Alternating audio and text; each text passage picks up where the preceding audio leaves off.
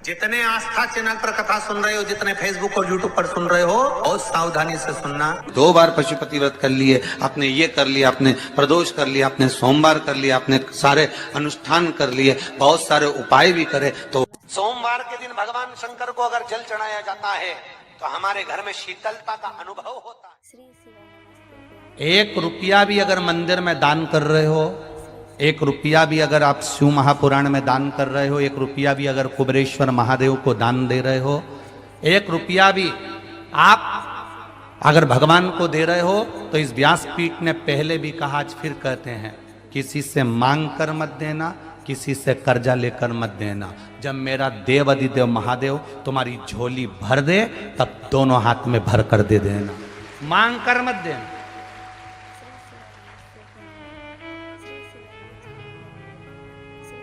किसी मंदिर में दर्शन करने के लिए जाओ और तुम्हारे पर्स में अगर 10 रुपया नहीं है, पड़ोसन तुम्हारे साथ में है, तुम्हारे रिश्तेदार तुम्हारे साथ में, और किसी तीर्थ में तुम दर्शन करने गए हो, बद्रीनाथ दर्शन करने गए हो, केदारनाथ दर्शन करने गए हो, चंपेश्वर महादेव दर्शन करने के लिए गए हो, महाकाल दर्शन करने के लिए गए हो, राम जी के मंदिर दर्शन करने के लिए गए हो, किसी तीर्थ में दर्शन करने के लिए गए हो, तुम्हारा पर्स घर पर रह गया, तुम्हारा पर्स होटल में रह गया, तुम्हारा पर्स गाड़ी में रह गया, तो भी अपनी पड़ोसन से, अपने रिश्तेदार से भगवान के सामने दर्शन करते समय भगवान सामने है, और भगवान के सामने तुम पड़ोसन से मत मांगना कि 10 रुपए दे, मैं तेरे को भी गाड़ी में दे दूंगी। नहीं, भगवान को बुरा लगता है, क्योंकि मेरे सामने खड़ी होकर तू दूसरे के आगे हाथ फैला रही है। मुझसे कहती मैं गाड़ी में से क्या तेरे सामने अंबारियां ला कर दे देती।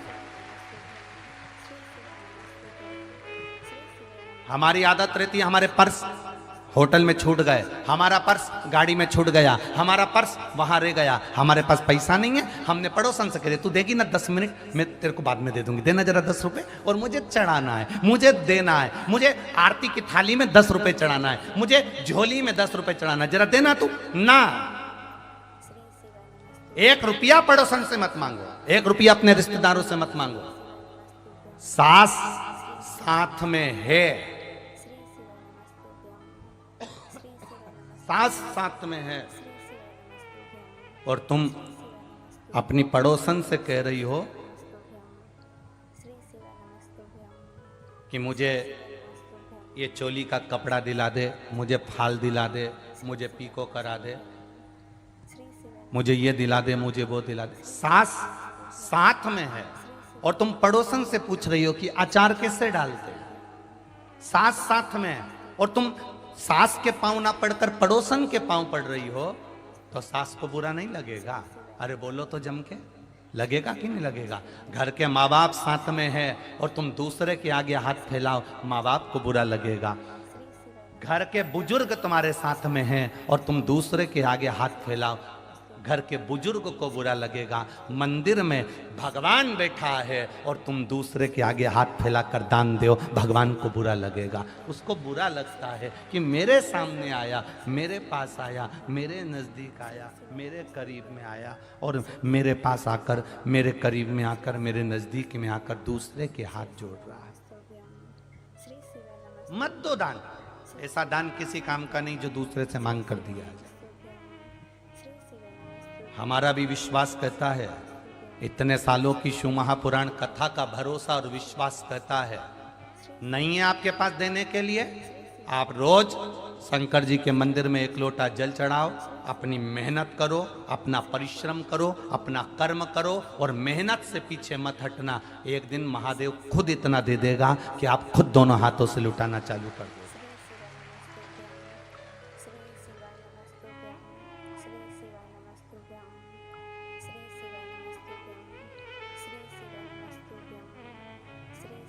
किसी दूसरे के भरोसे पर भजन मत करो,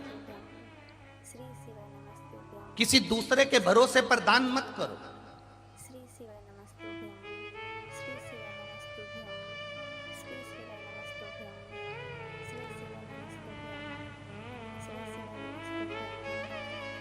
ए भैया, तेरे हाथ जोड़ती हूं, मुझे आगे बिठा दोगे क्या कथा में?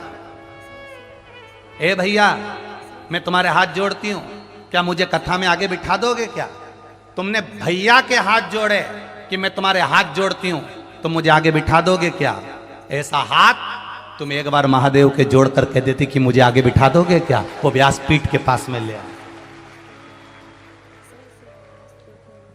एक बार तुम देवादिदेव महादेव से कह देती, एक बार तुम भगवान देवादिदेव महादेव से कह देती कि हे बाबा, हे त्रिकालदर्शी, हे कैलाशी, हे अविनाशी, भिलाई में कथा हो रही है, भगवान की कथा चल रही है, मेरा मन है, मेरे पास इतना धन वैभव सत्ता नहीं मैं कुछ दे सकूं, पर इतना विश्वास जरूर है कि मैं तुझ पे एक लोटा जल चढ़ाती हूं, इसलिए पंडाल में कहीं ना कहीं मुझे ऐसी जगह मिल जाएगी जो मैंने सोची भी नहीं होगी, और वहां जाकर बैठकर कथा सुन लूंगी। ये तेरे जल की महत्वता, ये तेरे जल की महत्वता है। तुझे जो एक लोटा जल चढ़ाया, तुझ पर जो एक लोटा पानी चढ़ाया है, उसकी महत्वता है कि मुझे कुछ मिलेगा और अच्छा मिलेगा। ये तेरी कृपा, ये तेरी बात, तेरी करुणा। खाली न जाता कोई दर से तुम्हारे, खाली न जाता कोई दर से तुम्हारे, मैं भी खड़ा हूँ नदी बाहें पसारे, अपने हृदय से लगा लो, लगा लो, गिरा जा रहा हो, उठा लो, उठा प्रभु अपने दर से अब तो न टालो, गिरी जा रही। इस पावन उत्सव को खिचड़ी, लड्डू, तिल का गुड़ और कुछ दान, और उसमें भी सबसे मूल दान है भगवान की भक्ति का दान, अर्थात भगवान के भजन का दान, स्मरण का दान। आप दान करो, मना नहीं है, परंतु ये प्लास्टिक की चाय की चलनी और आटा छानने की चलनी और प्लास्टिक के बर्तन और ये सब चीजें दान करना करो, आपका मन हो तो, हमारे की तरफ से कोई मना नहीं हो, पर सबसे बड़ा दान है भगवान के भक्ति का, भजन का दान, भगवान का भजन का दान। राम नाम, कृष्ण नाम, शिव नाम।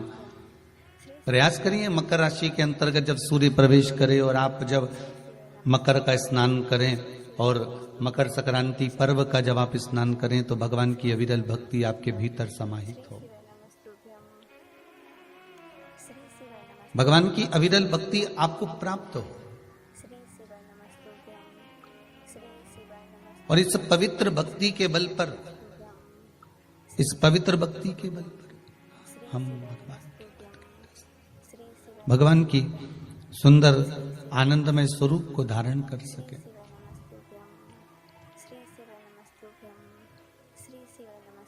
महाराज, आज सुंदर पुत्रदा एकादशी भी है। आप सभी को बाबा देवादिदेव महादेव की इस सुंदर आनंदमय पुत्रदा एकादशी के लिए भी बहुत बहुत साधुवाद, बधाइयाँ। अपने जीवन को सार्थक बनाने का प्रयास करिए, भगवान की भक्ति में डूबने का प्रयास करिए, और जितना बन सके उतना भगवान की भक्ति में डूबने का प्रयास करिए। मंगल परिवार, गुप्ता परिवार, ऑस्ट्रेलिया का शर्मा परिवार, अगर ये पावन मानसरोवर शिव महापुराण की कथा को करवा रहा है तो आपके भीतर ये भाव प्रकट होना चाहिए कि आप इस पावन कथा को सुनने के बाद आपके भीतर ये भाव प्रकट हो कि हम भगवान शंकर के कृपा पात्र होकर भगवान शिव की गंगा स्नान, यमुना स्नान, कुंड का स्नान, सरयू का स्नान, मानसरोवर का स्नान हम अपने भाव से कर रहे हैं, हम अपने दिल से कर रहे हैं। आवाज पकड़ रहा है, अपने मन से कर रहे हैं।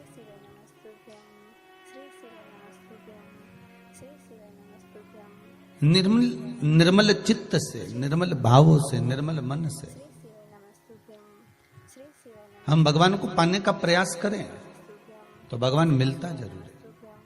श्री शिवाय नमस्तुभ्यम, श्री शिवाय नमस्तुभ्यम, आज श्री शिवाय नमस्तुभ्यम। एक भी त्योहार ऐसा नहीं है हिंदू धर्म का जो कि खाली जाए, बस हम उससे दूर रहते हैं, हमें आता नहीं है, बस एक साधारण भाव में हमने त्योहार मना लिया, पर उसका महत्व हम समझ, उसको जाने कि उसकी महत्वता क्या।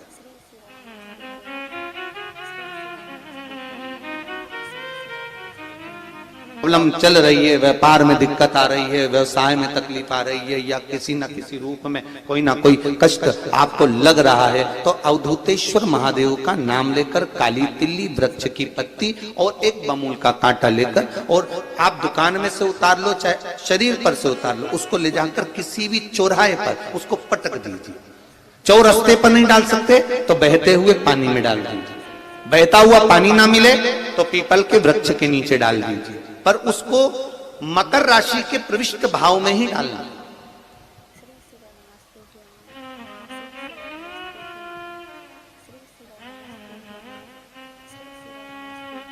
प्रविष्ट भाव। हमारे हिंदू धर्म में जितने भी त्योहार आते हैं ना, ये त्योहार कोई साधारण नहीं होते। हमारे हिंदू धर्म में जितने भी त्योहार हैं, ये कुछ ना कुछ हमें सुख का भान कराते।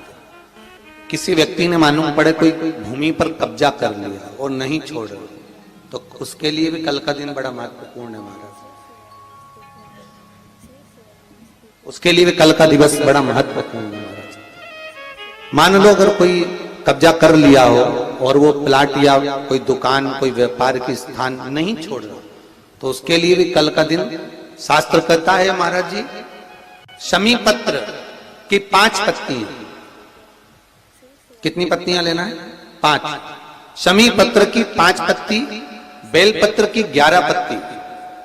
मकर राशि में प्रवेश करते समय सूर्य का स्मरण करते हुए सूर्य पे से 7 बार घुमाकर भगवान शिव का नाम मंत्र लेते हुए, जो शिव महापुराण का मूल मंत्र है, श्री, बोलिए जम के, श्री शिवाय नमस्तुभ्यम, शिव महापुराण के मूल मंत्र का स्मरण कर कर सूर्य पर से घुमाकर शंकर भगवान के शिवलिंग पर जो समर्पित कर देता है, और चढ़ी हुई एक बेलपत्र शमी पत्र उस स्थान पर डाल देता है जो कब्जा नहीं छोड़ रहा, महाराज 6 महीने के अंदर वो कब्जा छोड़कर भागता नजर आता है। और थोड़ी भी मात्रा का, अगर कोयले की खदान के अंदर एक हीरा कहीं ना कहीं छुपा होता है,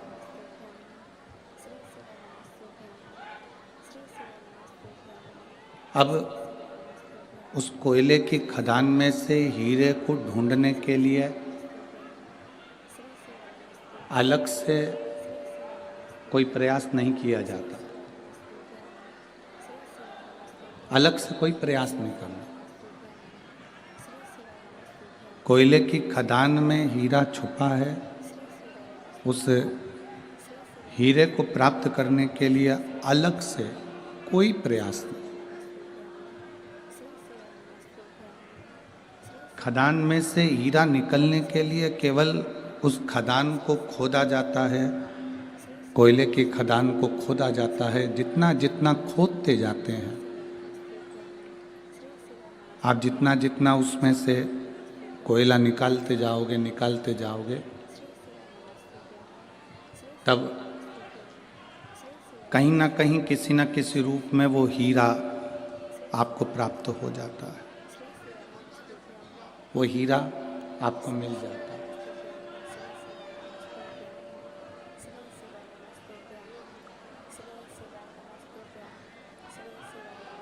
अब आपका काम केवल एक है कि कोयले की खदान को खोदना, मजदूर उसको खोदता जाए और बाद में उसमें से हीरा प्राप्त हो जाए।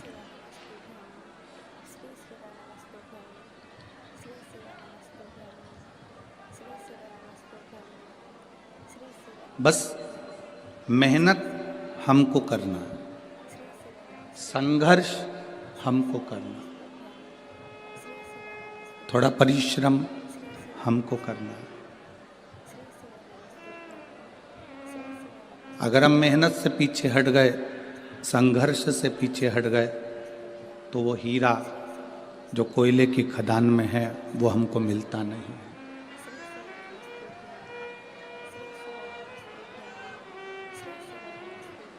वो हीरा हमको प्राप्त नहीं होता।